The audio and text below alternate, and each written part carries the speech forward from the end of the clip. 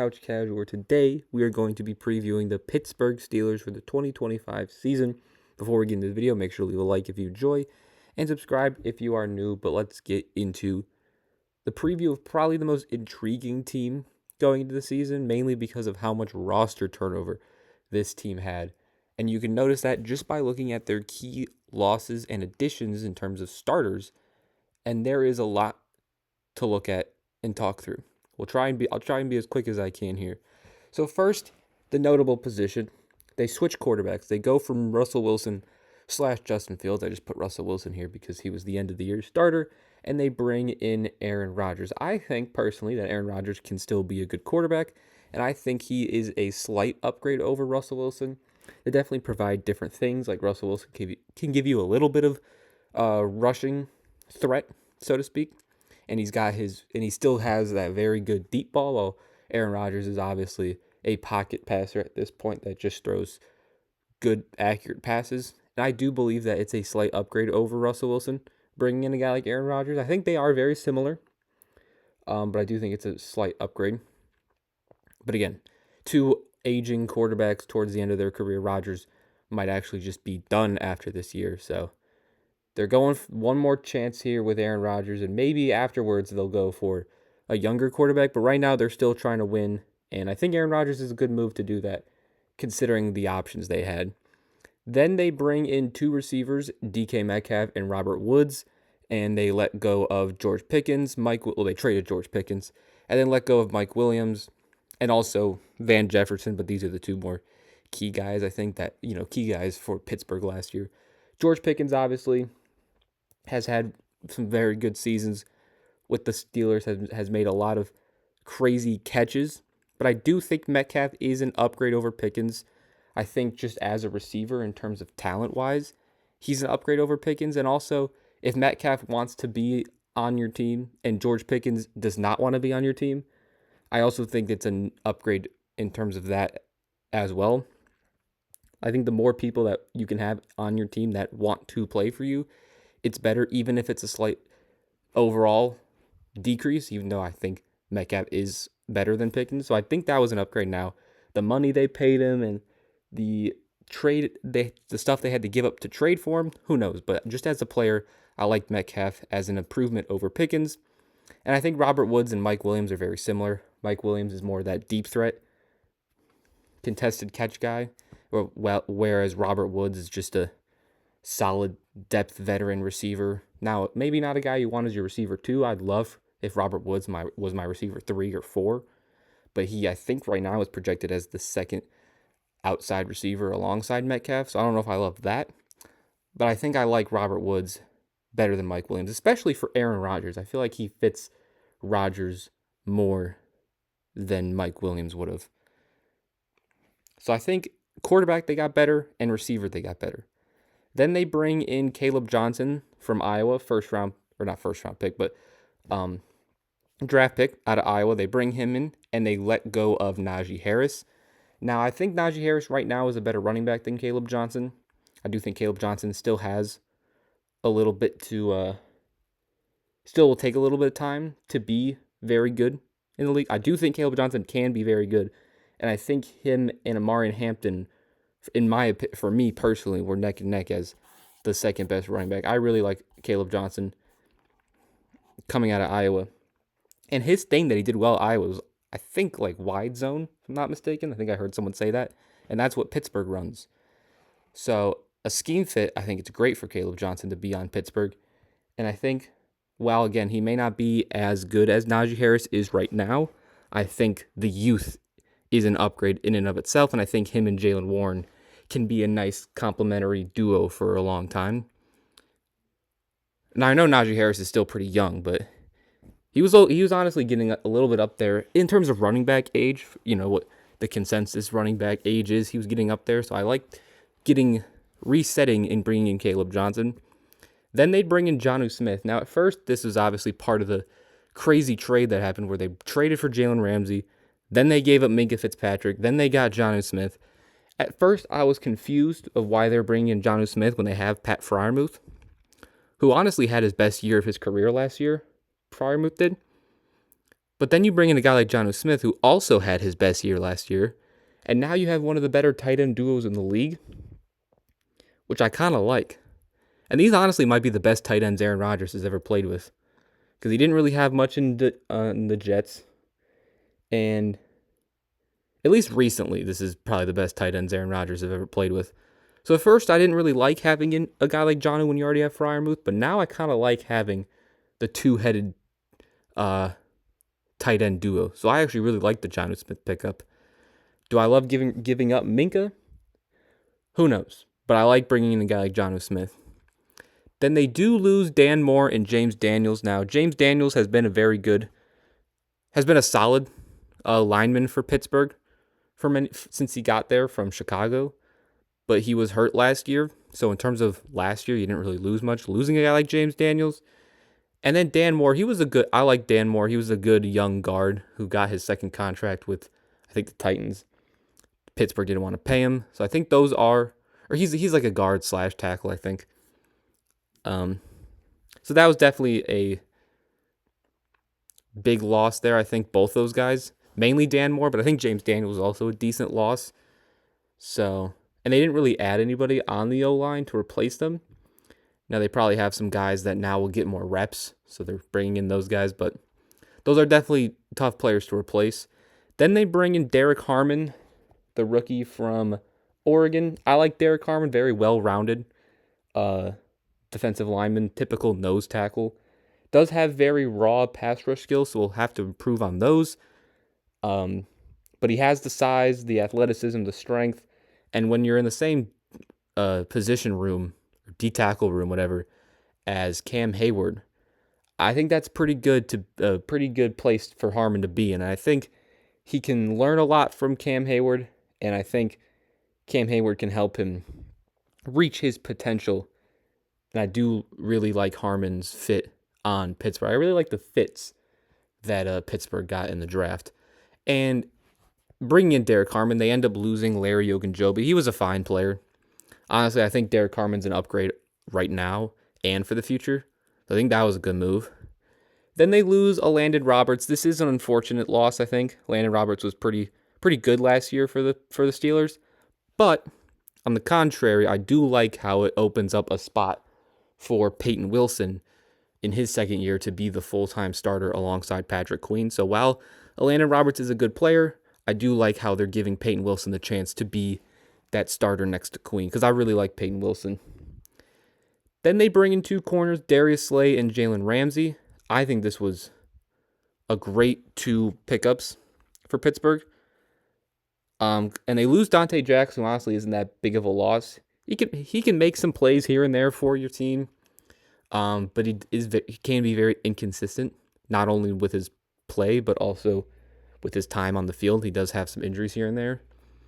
And bringing in Darius Slay, who's still a good corner at the age of 33, and Jalen Ramsey, who's still one of the best corners in the league, and all you lost was Dante Jackson at the corner position, I think that is an easy upgrade at that position. Now, to bring in a guy like Jalen Ramsey, you did have to lose Minkah Fitzpatrick in the trade with Miami. And Minkah, while he had a down year last year for Minkah Fitzpatrick's standards, he still is a good player, and I still think he is a starting safety. And I think he is better than Juan Thornhill, who they brought in.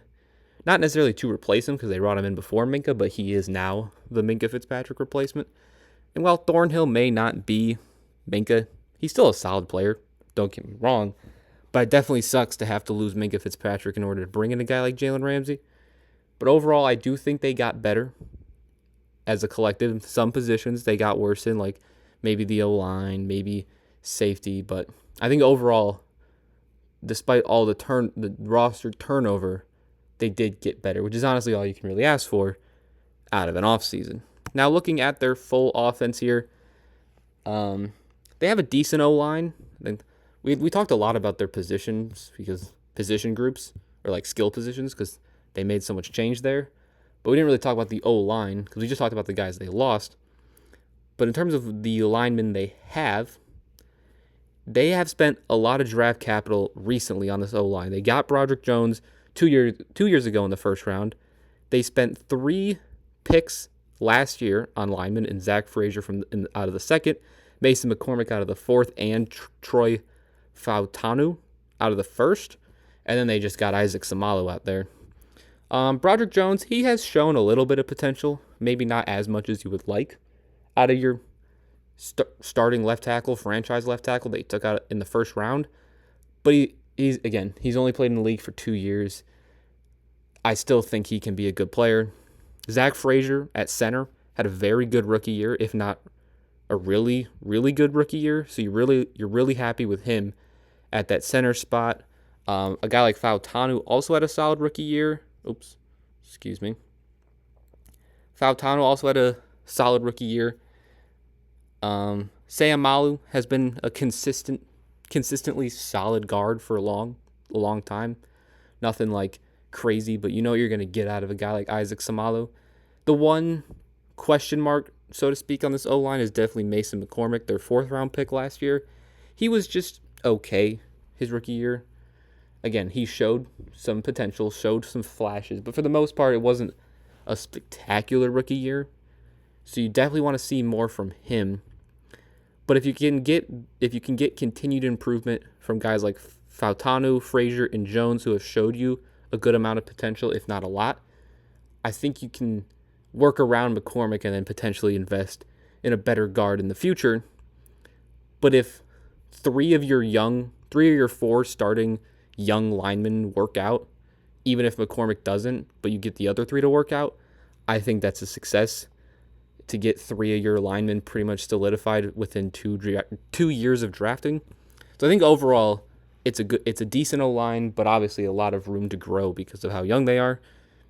And again, at the tight end room, we mentioned how both Pat Freiermuth and Jonnu Smith kind of basically had like the best years of their career last year, and now they form a very solid tight end room. You still have Darnell Washington, the massive tight end out of Georgia. And then, Connor Hayward being on the team is pretty cool. Cam Hayward's brother. Don't know how much he'll play, but it's kind of cool that he's on the team. We mentioned Aaron Rodgers, the quarterback. Again, I think it is an upgrade over Russell Wilson, no matter how old Aaron Rodgers is, and obviously this being his likely last season. I still think he is a good quarterback. And I do think he'll have a good season on an improved Steelers roster compared to the Jets team last year. At running back, as I said before, I love the duo of Jaylen Warren and Caleb Johnson. I think they complement each other well. And you also have Kenneth Gainwell as your 3rd running back as a nice little receiving threat. Really liked him as a backup running back in Philly. Now he's your 3rd-string running back, so I love that. So I love their running back room. Jaylen Warren, also is a good receiving threat too. And then at the receiver position, we mentioned DK Metcalf. You like what you have him as your receiver 1. Robert Woods, again, I don't know if you want him as your receiver 2, but he's a good player to have on a younger receiver room, which this kind of is. I really like Calvin Austin as your slot receiver. He had his best year. Now, it was only his 2nd year, and he didn't play a ton, I don't think, in his first year. And I don't think he played at all in his first year, because I think he's only had 2 years, despite being drafted in 2022. He might have got hurt. But I really liked what I saw out of him last year as a speedy deep threat. And an intriguing piece on this offense is Roman Wilson. I really like, I think he came from Michigan. I don't think he really played at all last year, if at all. Like, he was hurt, I think, a lot of last year. And I really like him as a guy to potentially take Robert Woods' spot as that number 2 outside receiver next to Metcalf. And then you got guys like Ben Skoranek, Scotty Miller. They're just depth pieces. But I do like Roman Wilson going into this season. And overall, I think it can be a very good offense.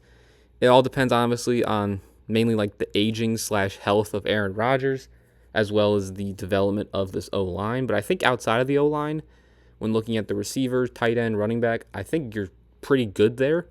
It's just, can Aaron Rodgers still be good? And can this O-line get better? Because I think they were like okay in terms of like sacks allowed last year when you had Russell Wilson and Fields. But you got an old pocket passing quarterback, so you can't really have him be running around. You need to keep Rodgers clean for him to get the ball to your playmakers. So I don't know. I'm not 100% sold on this offense, but I like the potential of the offense. Now, a unit of this team that doesn't need much questioning, is the defense. Pittsburgh will always have a good defense, and you never really have to question that with Pittsburgh. I mean, first, looking at this D-line, it's like the interior D-line. It's probably one of the better interior D-lines in the league.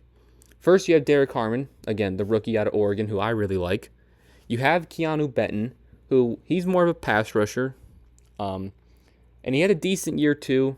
He showed a little bit of improvement and growth, maybe not as much as you wanted, like numbers-wise, but he's only 23, so I think the numbers will come eventually for Keanu Benton, and now he's playing alongside your first-round pick in Derek Harmon, and then, of course, Cam Hayward, who, despite being 35 years old, he's still one of the best interior D linemen in all of football.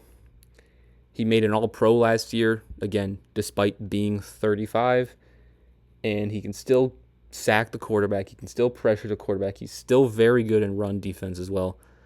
So him anchoring that interior D-line, followed by two young guys who either were picked in the first round, like Derek Harmon, who I like, or a guy like Keanu Benton, who I still think has potential to be a good player, that could be a good D-line there for him.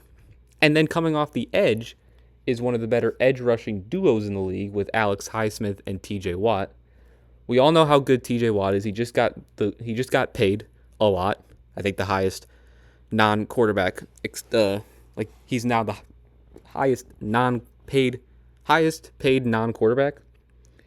Obviously, well deserved for TJ Watt. Now, he did have a slight down year for his standards. It was still great, despite it being a slight down year. But he's still obviously one of the better players in football, let alone one of the better edge rushers in football. And having him on that D-line alongside Alex Highsmith, who, despite his numbers being low, I think he only played like 11 games last year, and he was definitely on track to have a very good season if he played every game. And he's also only 27 years old, which is crazy. He feels like he's older than that. But to have TJ Watt, Alex Highsmith, Cam Hayward, Keanu Benton, and Derek Harmon, that's got to be one of the better D-lines in football. And again, it's a Pittsburgh Steelers defense. We know they're going to be good. And then to finish out that front seven, you also have a very solid, again, not one of the best, quite like their D-line is, but you have a very solid linebacker duo. You have Patrick Queen, who's made the Pro Bowl his last 2 years. He was an All-Pro in 2023. And in his first year with Pittsburgh last year, he got 120-plus tackles. He wasn't missing too many of his tackles, and was also pretty solid in coverage as well. And he's only 25, and I think that now that he's played a whole season in Pittsburgh, year two will be better now that he's sort of familiar with the system and the team and all that stuff. So I think Patrick Queen could have an even better year than he did last year. And then Peyton Wilson, again, I mentioned before, now gets the chance to be the starter next to Patrick Queen now that Landon Roberts is gone. And honestly, Peyton Wilson had a pretty good rookie year. Despite playing less than 50% of the snaps, he had nearly 80 tackles. He was a very secure tackler for a rookie. And he was also pretty decent and pretty good in coverage as well. And he had that one interception where he just ripped the ball from the guy's hands, I think against the Ravens. But him now being the starter next to a guy like Patrick Queen, who's still only 25, feels like he should be older than that. But I guess he's only played in the league for like 5 years. That's a very good front seven. With Highsmith, Wilson, Queen, Watt, Hayward, Benton, and Harmon. One of the better front sevens. And if they just had slightly better safeties, this could easily be the best defense in the league. I still think it will be a very good defense. They also drafted Jack Sawyer out of the fourth, who I don't know how he fell to the fourth round from Ohio State. That's a good player. So that front seven has a lot of potential and a lot of current talent as well. I think I like Nick Herbig. Nick Herbig, I think, is pretty solid too, who they took 2 years ago. But looking at the secondary, there's a lot of good players and then a lot of players that are okay. and a lot of players who have shown some potential and they can be pretty good. Joey Porter, I think, is the first name that comes to mind. He can be a good corner. I think he's had his ups and downs at times, but I think overall he has the potential to be a very good corner in the league, and I think he's close to getting there. So he is a nice guy to have solidified as one of your outside corners.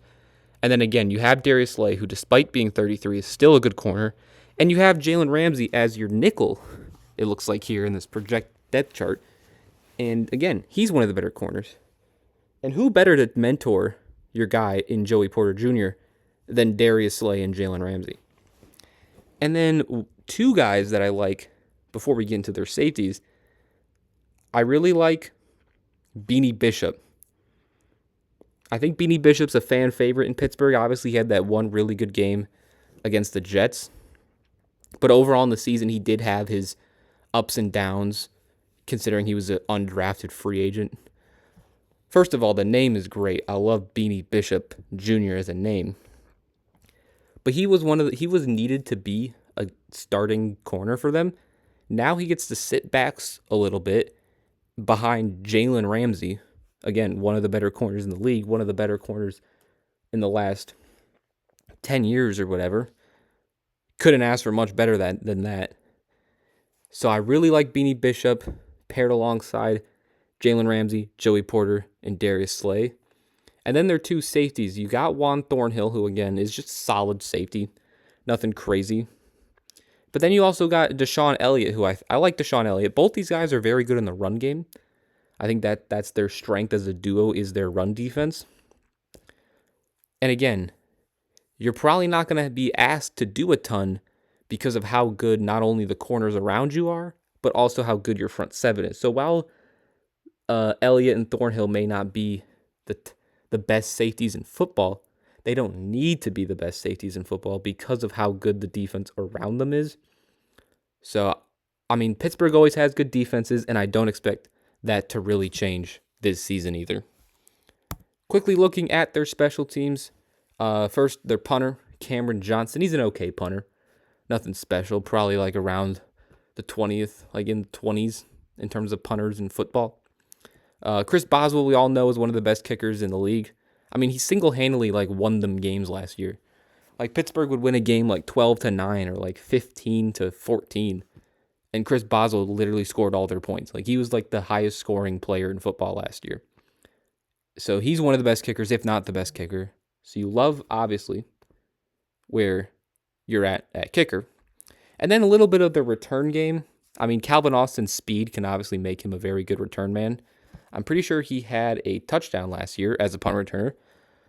So you like him there. And then Dante Kent, who we didn't talk about at corner because I don't know too much about him.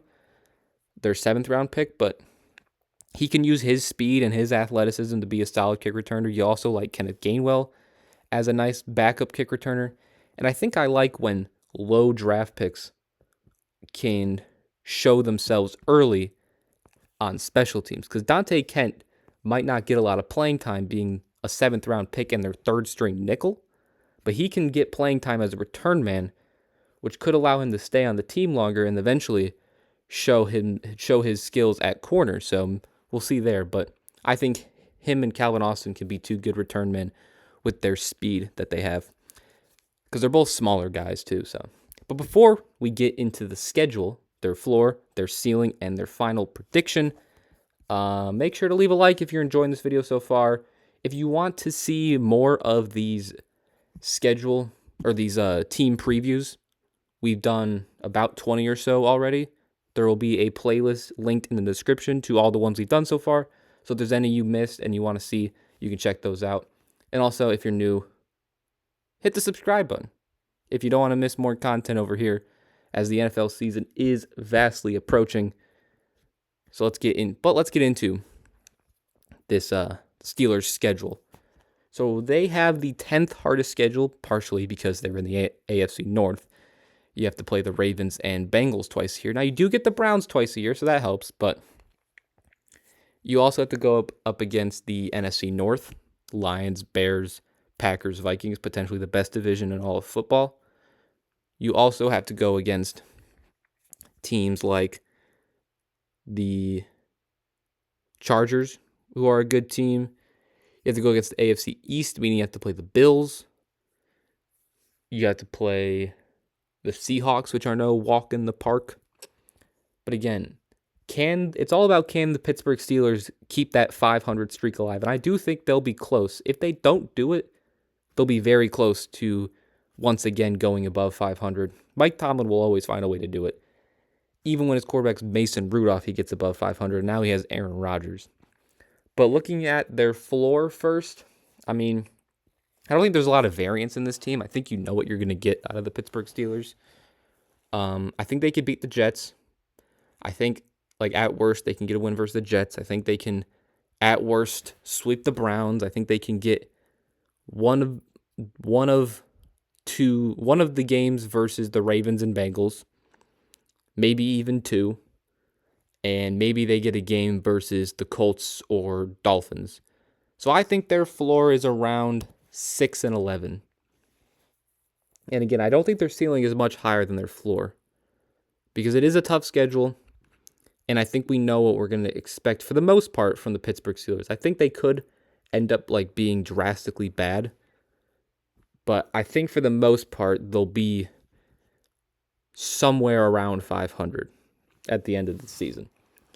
Because at best, I think they can get a win versus the Jets, the Seahawks, the Patriots, both games versus the Browns, a game versus the Colts, the Dolphins, and then maybe 2 to 3 games against the Bengals and Ravens, and then maybe beating a team like the Chargers or something like that. And I think their ceiling is about 10 wins, which puts their prediction just short of that above 500 mark at 8-9. Again, I would not be surprised if they finished above 500, despite all the roster changes and all that stuff, and the uncertainty of how Aaron Rodgers is going to be on Pittsburgh. But again, one thing you know about the Steelers is they will find a way to be around 500, if not above 500. I don't know the exact number of how many seasons in a row they've gotten above 500, but it's a lot. So my prediction doesn't have them doing it. It does have them close, but I wouldn't be surprised if they end up going above 500. And that will conclude our 2025 season preview for the Pittsburgh Steelers. And I'll see you guys next time. Peace.